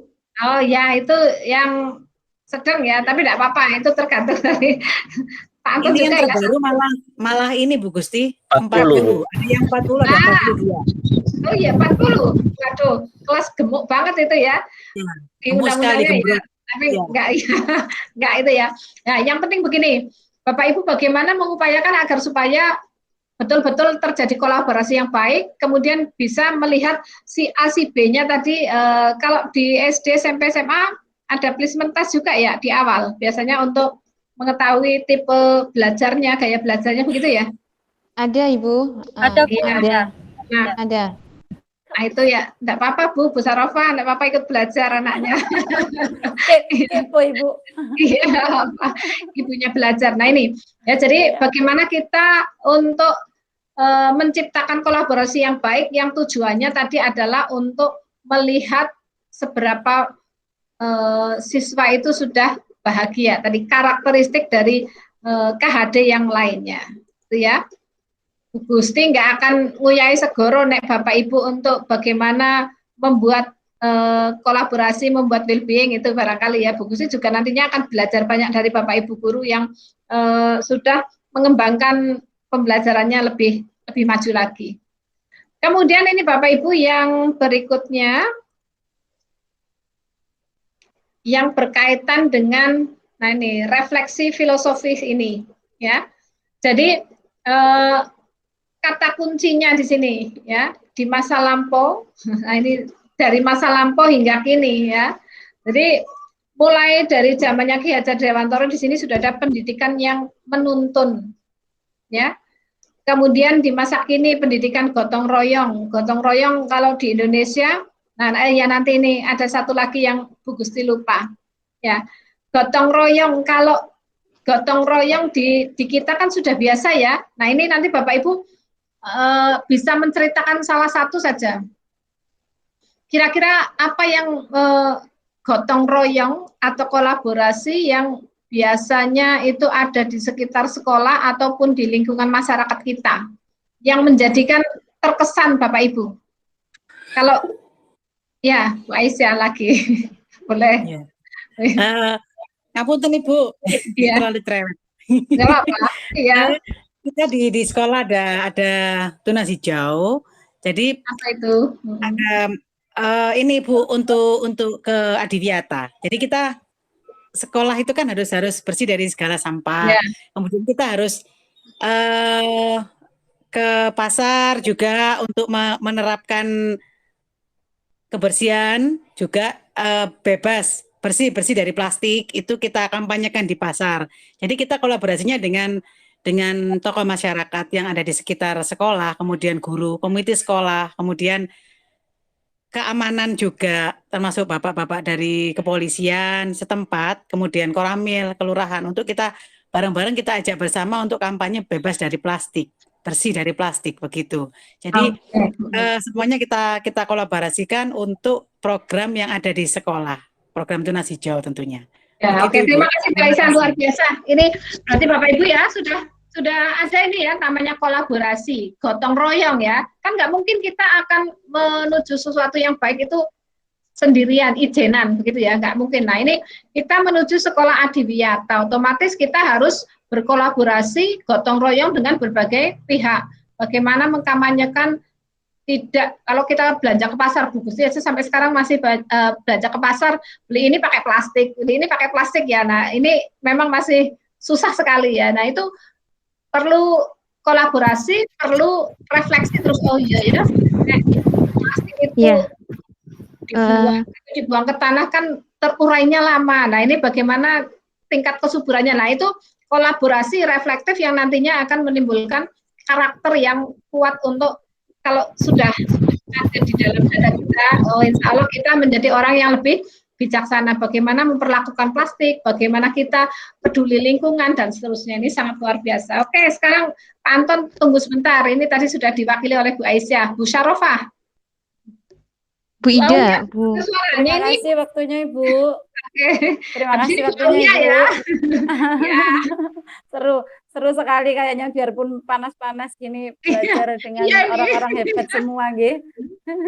Saya banyak belajar sekali Ibu. Terima kasih. Banyak sekali kegiatan di sekolah yang melibatkan masyarakat, kemudian warga sekolah, komite sekolah dan lain sebagainya. Tapi yang pernah saya lakukan yang paling berkesan karena melibatkan ribuan orang waktu itu adalah ketika saya mengkoordinir untuk kegiatan penanaman 1 juta pohon di Bundaran Margomulyo. Waktu itu saya jadi koordinator Surabaya Barat untuk kepanitiaan di kuartir cabang Kota Surabaya. Ini gerakan pramuka ya Ibu, di mana kita berkoordinasi dengan beberapa kuartir ranting yang ada di Surabaya Barat, Tandes, kemudian waktu itu Asmrowo, kemudian Sambikerep. Kita berkoordinasi untuk menanam pohon di Bundaran Margomulyo. Ini kegiatan pramuka kuartir daerah Jawa Timur, tapi juga ada kaitannya dengan peduli lingkungan. Jadi waktu itu kita bergiat sampai dengan melibatkan beberapa tokoh-tokoh masyarakat seperti Puskesmas, Polsek, Koramil, kemudian kecamatan sampai dengan kelurahan, juga sekolah-sekolah yang ada di sekitar Tandes terutama, pembina pramukanya juga peserta didiknya. Jadi kolaborasi dan kerjasama yang luar biasa ketika menjadi panitia, bagaimana kita menyediakan ribuan alat berbiopori, kemudian kita, salah nggih, tadi saya sebut 1 juta pohon, salah Ibu, 1 juta lubang biopori, maaf. Jadi menyediakan alatnya, kemudian mengkoordinir bagaimana kita mengkondisikan sebuah kegiatan itu bisa berjalan lancar dengan sekian banyak orang, kemudian kalau tidak bisa berkolaborasi, bekerjasama, juga berkomunikasi dengan baik, saya yakin kegiatan itu tidak bisa terselenggara dengan baik. Tapi alhamdulillah berkat kerjasama semuanya, semua pihak, jadi kegiatan itu di launching langsung oleh Ketua Kuartir Daerah Jawa Timur. Waktu itu diwakili Kak Purwadi, itu bisa berjalan lancar. Dan itu sungguh kegiatan yang buat saya melibatkan banyak orang dan sukses alhamdulillah. Sekian Ibu. Terima kasih Bu Syarofah, alhamdulillah luar biasa juga ya. Jadi Bu Gusti tidak rugi ada di kelas ini ya, sangat luar biasa guru-gurunya, sangat luar biasa, pantas Bapak Ibu sudah lolos dari guru penggerak ya, ternyata hebat-hebat ya. Jadi ada yang mengkoordinasikan sekian ribu orang itu tidak gampang ya, tidak mudah, itu butuh kepiawaian. Nah ini yang sangat luar biasa. Baik, rasanya Bu Gusti kepingin mendengar seluruh Bapak Ibu yang ada di sini untuk menceritakan apa sih pengalaman istimewanya, tapi berhubung waktunya ya, nanti takutnya tidak sampai. Nanti bisa disambung di grup WhatsApp ya. Baik Bapak Ibu, lanjutkan lagi, masih sedikit.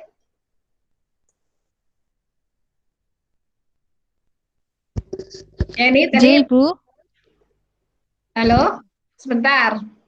Ini ya, tadi yang sudah disampaikan oleh Bapak Ibu sudah menggambarkan filosofi dari refleksi dari KHD ya. Jadi tadi dari masa lampau kita sudah menuntun, membiasakan menjadikan anak membuat yang terbaik. Kemudian di masa kini kita sudah berkolaborasi baik gurunya, siswanya, seluruh stakeholder sudah berefleksi kritis, kemudian mampu bergotong royong, kemudian endingnya nanti adalah membuat siswa itu bahagia, yang tadinya bermasalah, mau curhat dan sebagainya. Kemudian dengan sekolah adiwiyata, dengan mengkoordinasikan, nah itu tujuannya adalah untuk semuanya adalah kebahagiaan kita bersama. Baik Bapak Ibu, setelah ini nanti ini ada satu lagi untuk refleksi penutup ya. Jadi ada 3 hal yang menarik, nanti Bapak Ibu boleh milih mau soal yang mana atau mau 3-tiganya boleh. Jadi nanti ini ada lagi link Padletnya. Nanti Bu Gusti kopikan di di sini di chat. Nah ya, nah ini ya. Jadi itu Bapak Ibu nanti untuk yang terakhir ini refleksi yang terakhir Bapak Ibu bisa boleh kalau mau menyebutkan 3-tiganya boleh, alangkah baiknya. Kalau tidak ya cukup pilih salah satu. Jadi apa yang Bapak Ibu rasakan ketika sudah mengetahui hal-hal yang ada di pendidikan KHD, filosofi dari pendidikan KHD, kemudian apa hal-hal yang ingin diketahui lebih mendalam di pendidikan KHD ini, dan satu hal lagi yang akan segera Bapak Ibu terapkan atau diimplementasikan di kehidupan Bapak Ibu sendiri, baik di sekolah ataupun di lingkungan masyarakat. Silakan Bapak Ibu, ini waktunya 4 menit saja. Sudah bisa dianukan ya? Teman-temannya mungkin yang tadi masuk pakai HP bisa dikopikan di WA group.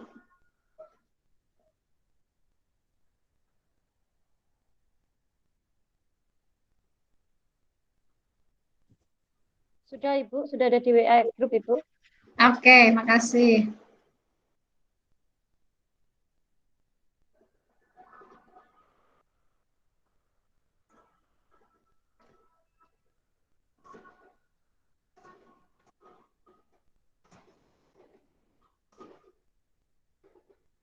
Bu Ati, jos ya, sudah ngetik aja ini.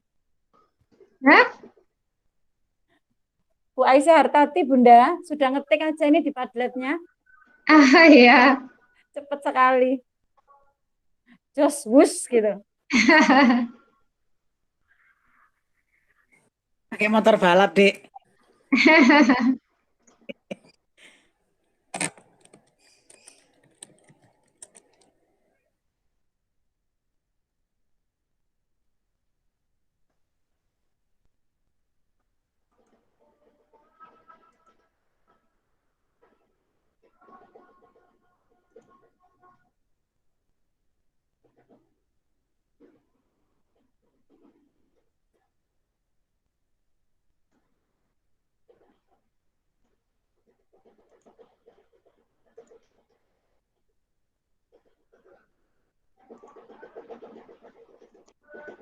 Oh ya.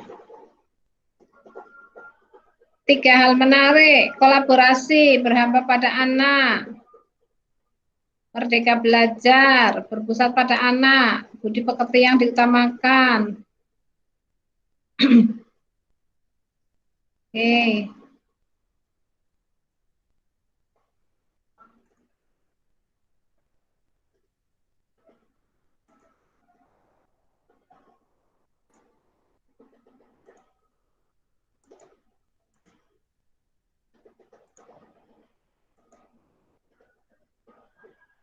Budi pekerti, kolaborasi.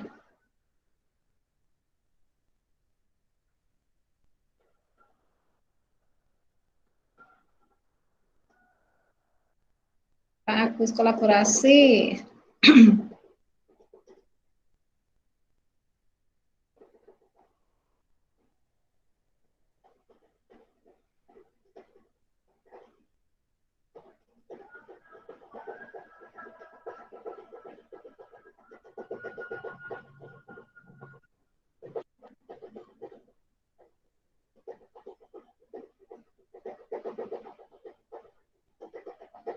berhamba pada anak sesuai kodrat alam.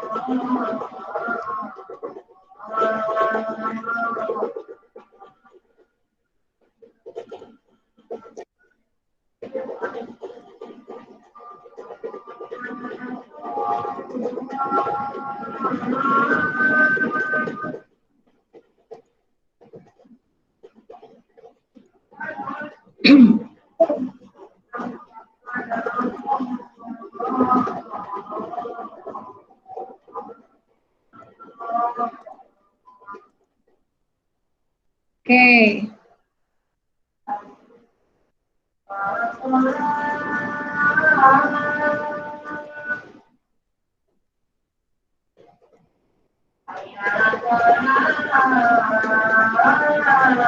Ini ya, menghargai karakteristik peserta didik, merdeka belajar, well-being, siswa yang bahagia. Ada 4 yang dipelajari. Menuntun, menarik hal yang sesungguhnya, menghamba, kodrat alam, berpusat pada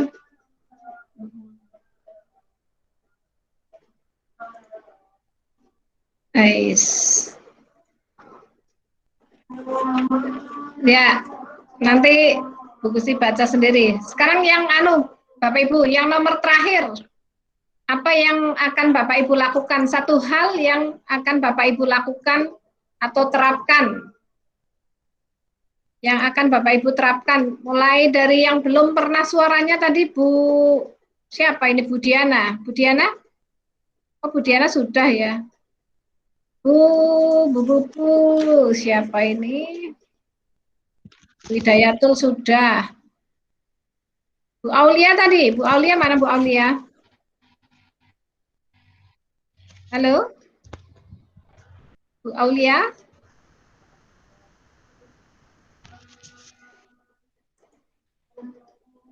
Bu Aulia, halo? Bu Aulia Susanti, ya silahkan Bu Aulia. Bu Dewi. Bu Dewi silakan Bu Dewi. Apa yang Ibu lakukan untuk implementasi di sekolah atau di masyarakat? Ya Ibu, sebentar Bu, maaf, saya nanti aja Bu, saya jawabnya Bu, ini masih ada foto sama guru-guru. Oke. Iya, masih bersama guru-guru. Ibu, maaf itu tadi saya sedang keluar ngetik di Padletnya itu tadi. Iya. Jadi, Oke, dijawab aja nggak apa-apa. Gusti ketutup itu Padletnya. Nggak apa-apa. Disebutkan yang terakhir. Iya, ini soalnya saya menggunakan HP, jadi nggak bisa kalau wajahnya enggak apa-apa, suaranya aja enggak apa-apa. Pendengar suaranya akan membayangkan wajahnya, ya. Oh, nge. Bagaimana Ibu? Itu tadi yang nomor 3 untuk apa yang akan Ibu terapkan? Implementasi pemikiran Dewantara ya dalam proses pembelajaran, ya. Iya, betul. Iya. Begini Ibu, terima kasih atas waktu yang diberikan kepada saya. Ya. Untuk pendidikan Ki Hajar Dewantara ini memang sangat sesuai diterapkan di masa sekarang, ya. Ya. Karena pendidikan Ki Hajar Dewantara ini intinya itu berhamba kepada anak. Jadi anak ini diberikan kebebasan, diberikan ruang gerak, ruang berpikir yang sangat luas untuk mengembangkan kompetensi yang ada dalam diri anak. Seperti itu. Untuk pembelajaran dalam sehari-harinya itu biasanya saya menerapkan proses kerjasama kolaborasi, kerjasama diskusi seperti itu, sehingga anak bebas dalam mengeluarkan pendapat mereka dan anak bebas untuk menyanggah apa yang diutarakan hasil dari pendapatnya itu. Dan ini yang saya terapkan ke anak reguler. Saya ini mengajar di sekolah inklusi, Ibu. Jadi ini yang menarik bagi saya untuk pendidikan Ki Hajar Dewantara ini, bukan menarik ya, tantangan bagi saya ke depannya untuk pendidikan Ki Hajar Dewantara ini bagaimana saya bisa mengimplementasikan kepada anak inklusi saya, anak berkebutuhan khusus saya. Itu merupakan tantangan bagi saya. Tapi sejauh ini saya beserta guru pendamping saya sebisa mungkin untuk seoptimal mungkin untuk menerapkan kebebasan pembelajaran berhamba pada anak sebisa mungkin. Tapi tidak maksimal, Ibu. Tidak sebebas kita mengajar pada anak reguler. Karena apa?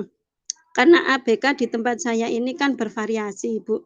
Ada yang autis, ada yang slow learner, ada yang bisu tuli juga. Nah, itu kalau saya membebaskan, memerdekakan mereka seluas-luasnya itu nanti hasilnya juga tidak maksimal seperti itu. Jadi ini juga merupakan tantangan bagi saya nanti ke depannya. Bagaimana caranya saya mencari jalan untuk menerapkan pendidikan Ki Hajar Dewantara kepada anak inklusi di sekolah saya seperti itu. Ya. Oke, terima kasih Bu Aulia, sangat luar biasa. Mudah-mudahan sebagai ladang pahala ya.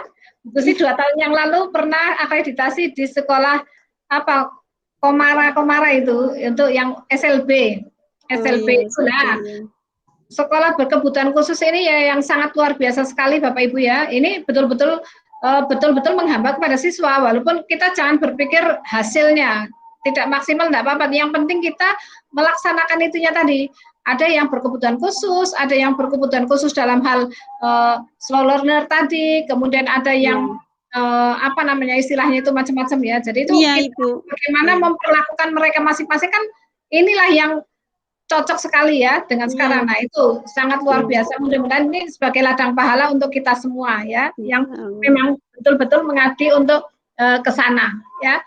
Baik Bapak Ibu, rasanya hanya satu saja Bu Gusti memberikan ininya ya.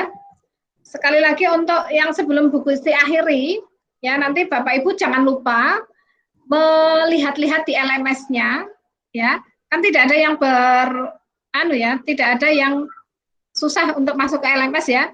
Tapi untuk yang kemarin Bu Gusti kok masih barangkali ada yang atau Bu Gusti terlewat atau Bu Gusti belum melihat, ada 2 yang masih belum mengumpulkan ya, belum menjawab pertanyaan yang ada di alur merdeka ya. Bapak Ibu jangan lupa alur merdekanya. Mulai dari diri, kemudian yang kedua adalah eksplorasi ya, kemudian elaborasi, ruang kolaborasi, atau refleksi terbimbing, demonstrasi, kemudian elaborasi, koneksi antar materi, dan yang terakhir adalah aksi nyata. Nah ini nanti di tiap-tiap modul kan ada itu ya, ada alurnya adalah merdeka. Jangan lupa Bapak Ibu nanti melihat masing-masing. Nah sepertinya ada Bu Siti Nur Fadilah. Di sini ada Bu Siti Nur Fadilah. Halo, apakah?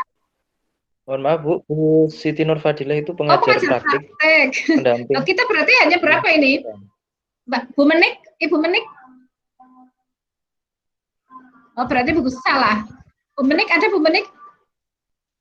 Bu Gusti ya? Kalau tidak salah kemarin infonya Bu Menik itu mengundurkan diri karena PPG Ibu. Oh. Kalau tidak salah di-share di grup. Nggih. Oh ya, besar. Oh berarti ya benar, berarti ya Ini ada Bu Dewi Sintowati, ada Pak Anton Setiawan tadi ya, Bu Syarofah, Muhammad Ihsan Taufik, Ibu Jamila, Aisyah, Hima, Ibu Hima, kemudian Pak Agus Dwi Pamungkas. Bapak Hima, Bu. Ya? Bapak Hima, Ibu. Kenapa? Bapak Hima. Bapak Hima, Ibu. I'm Bukan sorry, Ibu. I'm sorry. Bapak Hima. Ini bapaknya ganteng ini, Bu. Oh iya, bapaknya Iya, ngapunten. Bu Hima, ya Allah. Nah, ini Sorry. Nggak lihat. Mesti lihatnya Hima, soalnya temannya Bu Gusti Hima itu perempuan. Nggak lihat Hima Pak Hima Kurniawan pakai Arif jilbab ini nanti, Bu. Prianto ya. Sorry, maaf ya, nggak sengaja. Bu, ada Kurniawannya, Bu. Hima, lah Bu Gusti bacanya depannya Tok Hima Kurniawan Arif Prianto, Pak. Iya, Bu, betul. Betul. Ya, Pi. nah, ya itu. Terus untuk disebutkan tadi ya, Agus Dwi Pamungkas, Diana Agustin, kemudian Aulia Susanti, Hidayatul Mufidah, dan Arif Budiman Irawan. Berarti kurang siapa ini yang belum disebutkan? Kita jumlahnya kan 13 ya? 13 kan? 13 dikurangi 2 menit. 13 ya. Oke. Baik Bapak Ibu, sebelum diakhiri nanti jangan lupa yang tugas-tugas yang berikutnya tetap dilaksanakan. Yang mengikuti PPG, Bu Gusti sarankan tetap dijalankan dan ini juga dijalankan. Nah, kita pintar-pintar membagi waktu ya. Nanti kita fleksibel bisa komunikasi waktunya kapan begitu ya Bapak Ibu ya. Nanti sehingga bisa berjalan. Baik Ibu, terima kasih sarannya. Ya, jadi jangan mundur lah sayang. Nanti kita ini maju, yang lainnya juga maju ya. Baik, Siap, insya Allah. Untuk sesi kali ini Bu Gusti mohon maaf terlebih tadi di awal mungkin kurang ini ya. Jadi Bu Gusti mohon maaf apabila ada yang kurang lebihnya. Nanti kalau yang masih kepingin disaringkan kita bisa melalui WA group ya. Kita melalui WA group nanti setelah sahur atau setelah setelah sholat raweh ya kita bisa sambil laya-laya sambil melihat-lihat. Begitu ya Bapak Ibu. Ini dulu kita bersama Baik, Ibu. Bu Gusti melihat. Ya dibuka semuanya kameranya. Siap Ibu. Nah, iya kita buka melihat yang ganteng ini Pak Hima nanti jadi nggak keliru. Bu Gusti nggak melihat orangnya. Ya kita melambaikan tangan semuanya. Kita berdoa semuanya mudah-mudahan sehat selalu. Kemudian kita selalu diberikan kesuksesan. Ya. Terima kasih. Mohon maaf Bapak Ibu. Sekian dari Bu Gusti. Mohon maaf yang sebesar-besarnya. Assalamualaikum warahmatullahi wabarakatuh. Kita bisa sharing di ini ya. Waalaikumsalam warahmatullahi wabarakatuh. Terima kasih Bu Gusti. Waalaikumsalam warahmatullahi wabarakatuh. Pembelajarannya. Jangan lupa berbagi masakannya lagi Bu Gusti. Bagi masakannya ya. Terima kasih. Saya mau kalau masakan.